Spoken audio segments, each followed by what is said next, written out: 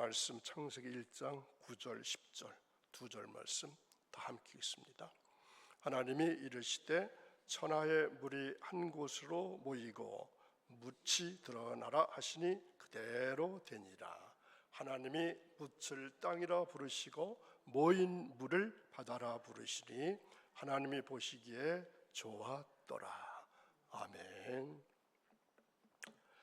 오늘도 새벽을 깨우신 사랑하는 여러분, 오늘도 말씀 앞에 서게 하신 여러분을 주님의 이름으로 환영합니다. 이른 새벽 하나님께서 우리를 깨우셨다고 하는 사실 자체가 이미 은혜이고 하나님의 초청입니다. 이 시간 한 마음으로 하나님 앞에 앉아서 말씀의 바람을 따라 다시 한 걸음을 내딛어보기를 소망합니다. 오늘도 주님께서 우리 안에 새로운 항해를 시작하실 것을 믿습니다.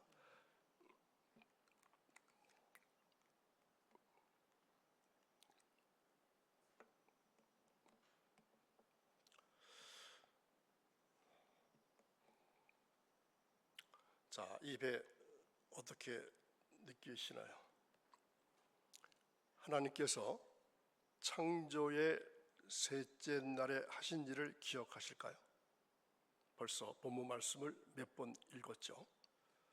물과 땅을 나누시고 혼돈 가운데 질서를 세우셨습니다.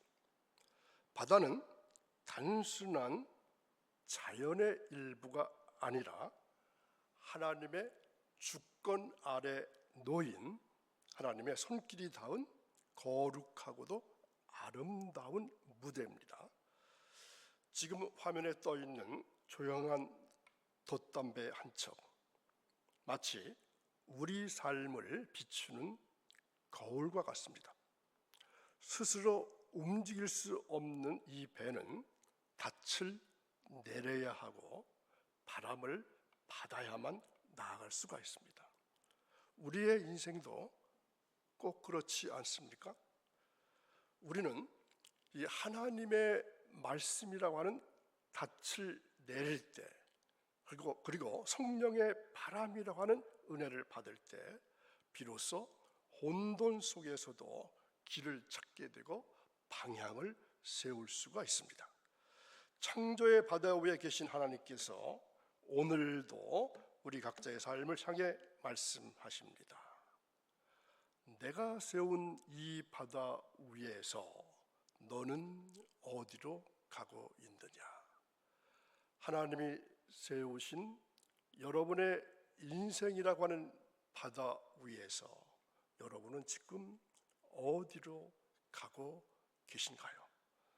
이제 이 질문을 가슴에 품고 우리 앞에 놓인 말씀의 항해로 나아가시기를 주님의 이름으로 간절히 축원합니다.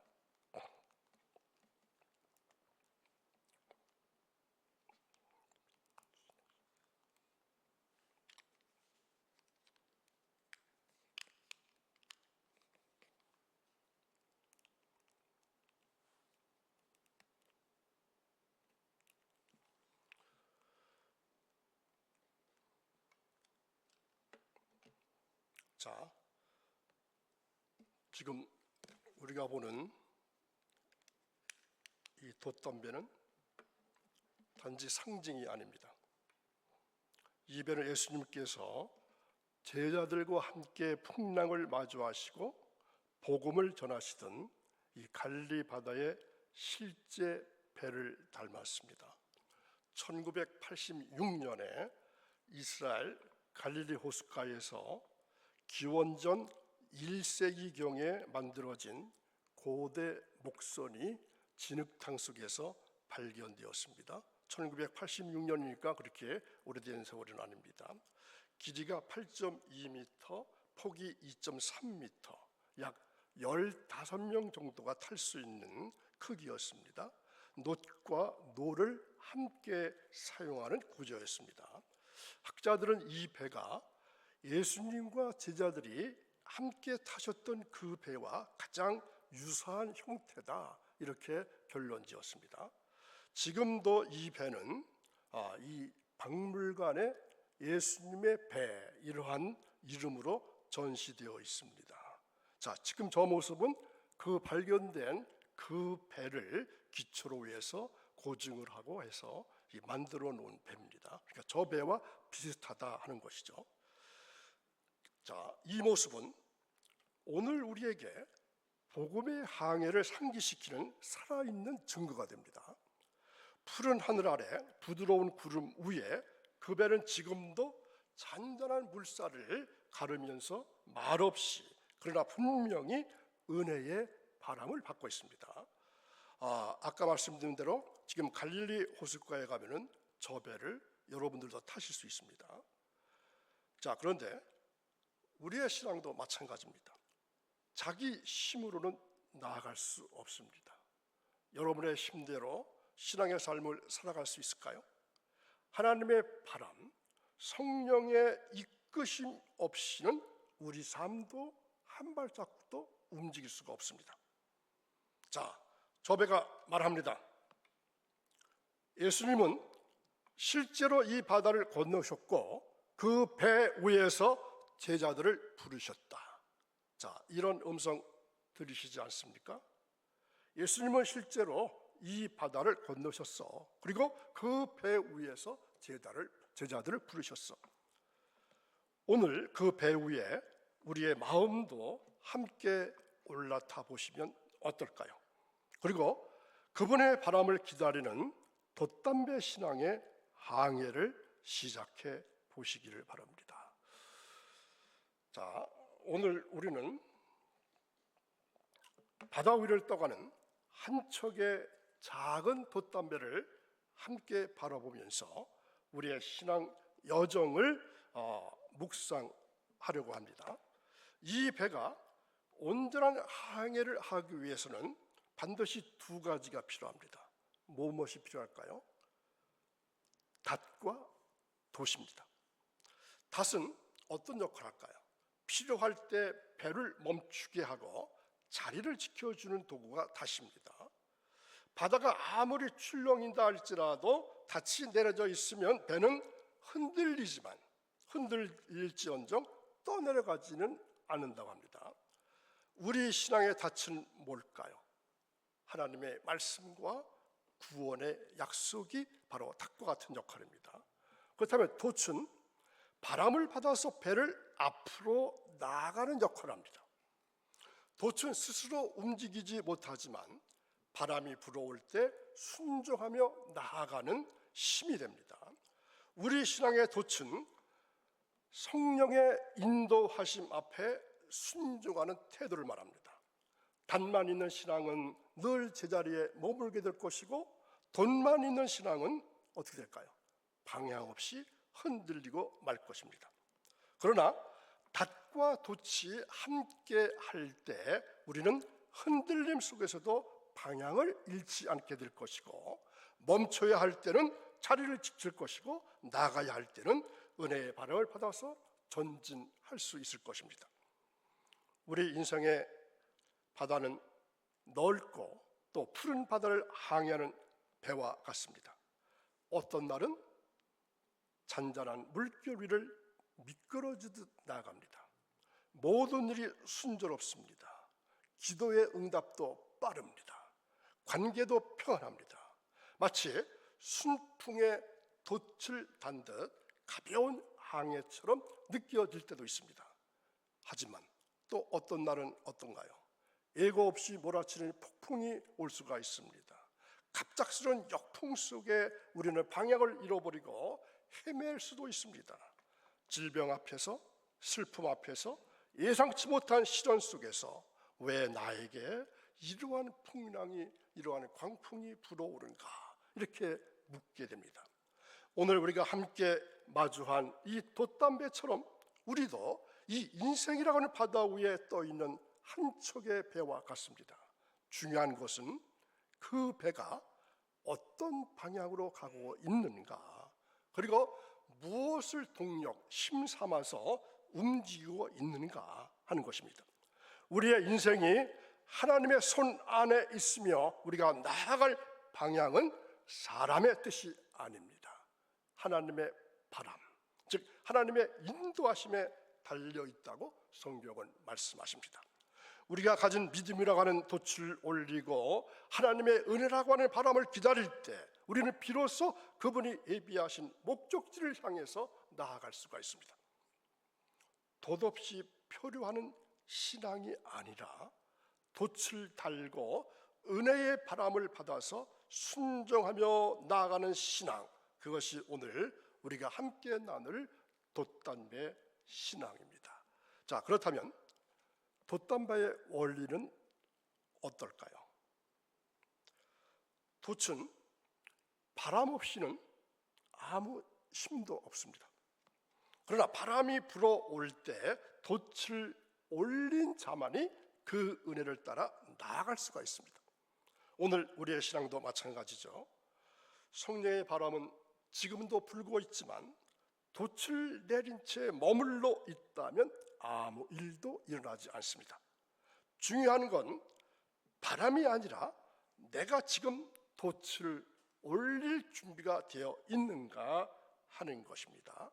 자, 저 장면처럼 우리도 믿음의 돛을 높이 들려 올려야 합니다. 그리고 하나님의 바람을 따라서 다시 은혜의 항해를 시작해 보시면 어떠실까요?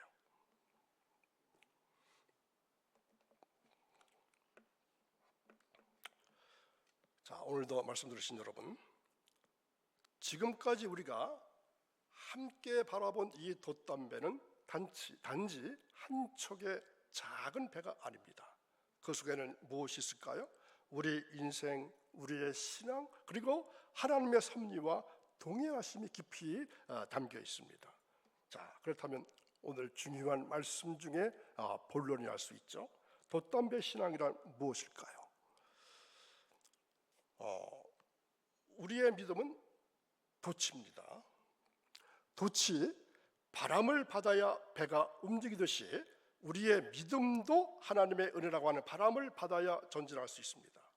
믿음이 없다면 아무리 은혜가 불어와도 우리는 방향을 잡지 못하고 머물 수밖에 없습니다. 하나님의 은혜는 항상 불고 있는데 믿음이라는 돛이 없다면 우리는 그 길을 따라갈 수가 없다는 겁니다. 둘째는 하나님의 섭리는 바람과 같습니다. 바람은 때로는 잔잔하고 때로는 세차게 붑니다. 순풍일 수도 있고 역풍일 수도 있습니다. 하지만 그 모든 흐름은 하나님의 손길 안에 달려 있습니다.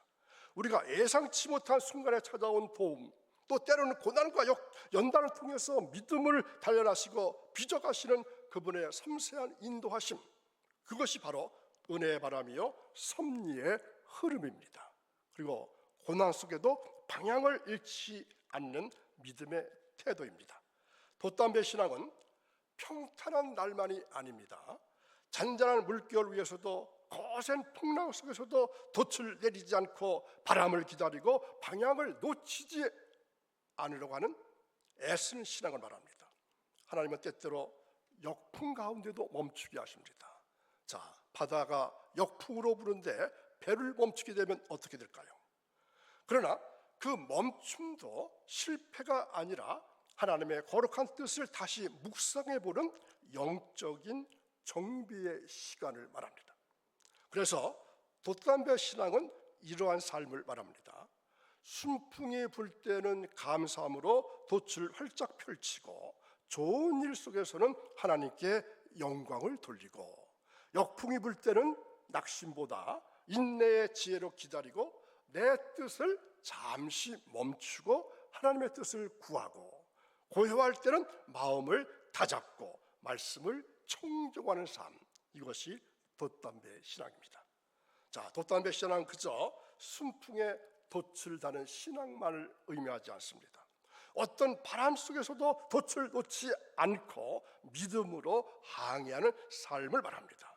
이 여정은 때로는 느릴 수가 있습니다. 그렇지만 결코 헛되지 않습니다. 그 여정의 끝에는 하나님께서 예비하신 소망의 항구가 기다리고 있기 때문입니다. 그러므로 오늘도 우리의 닻을 올려보십시다. 그리고 은혜의 바람을 기다리시고 주님께서 보내시는 그 바람을 믿고 담대하게 믿음으로 나아가 보시기를 간절히 바랍니다. 우리의 신앙이 진짜일까? 아니면 가짜일까? 그 깊이는 언제 드러날까요?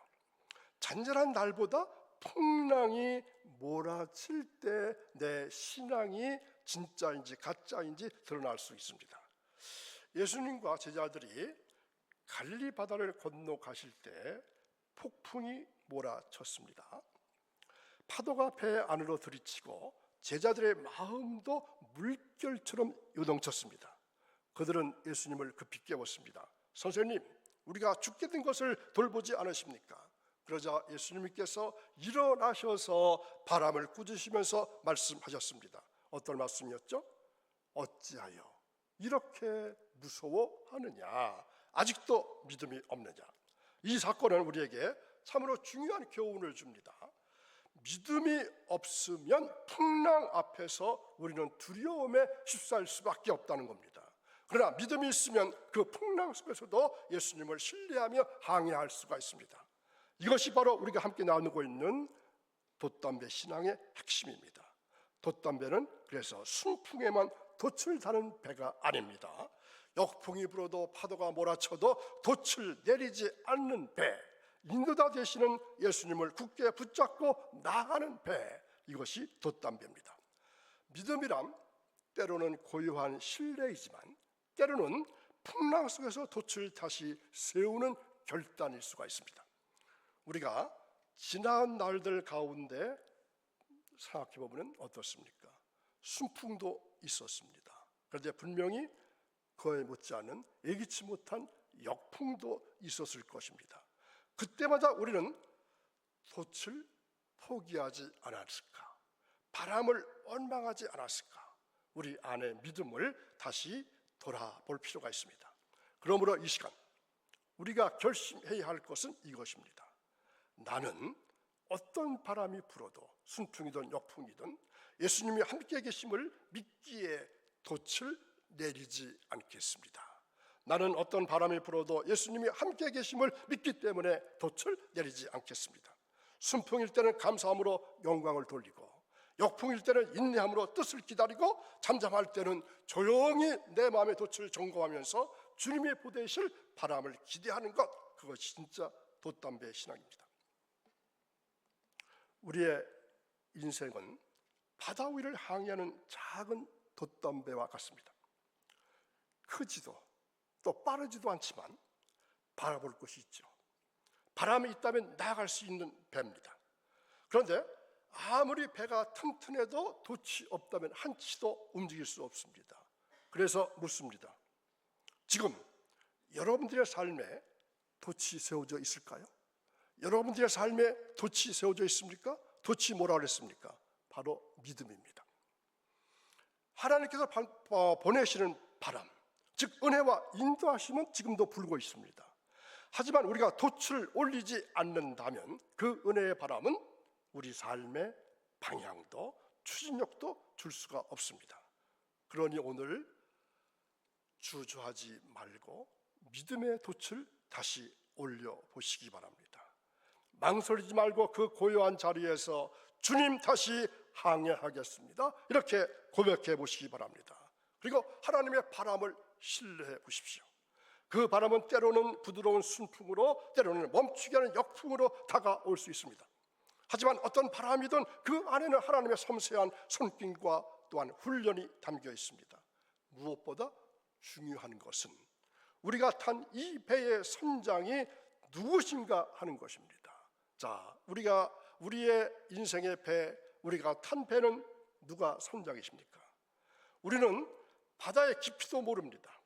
방향도 알지 못하지만 우리 선장 되시는 예수님은 모든 것을 알고 계십니다. 그리고 그분은 단 한 번도 우리를 풍랑 속에 홀로 버려두지 않으셨습니다. 그러니 오늘 이 새벽에 돛을 다시 올리십시오. 그리고 바람을 믿으십시오. 예수님을 믿고 다시 항해를 시작하십시오. 이 여정의 끝에는 반드시 하나님의 은혜가 가득한 항구가 기다리고 있을 줄 믿습니다. 아멘.